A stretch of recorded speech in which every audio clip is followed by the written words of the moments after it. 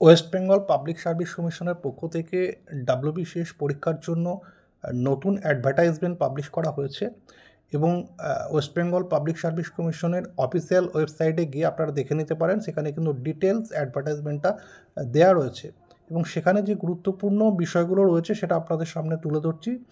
Preliminary এক্সামিনেশনের জন্য যে সম্ভাব্য সময়টার কথা বলা হয়েছে সেটা হচ্ছে মার্চ 2026 বা ওই সময়টা।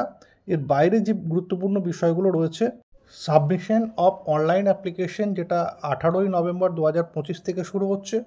Closing date for submission of online application 9ই ডিসেম্বর 2025 আপ টু 3 PM এবং এডিট উইন্ডো যেটা রয়েছে সেটা হচ্ছে 12ই ডিসেম্বর 2025 থেকে 18ই ডিসেম্বর 2025 আপ টু 3 PM।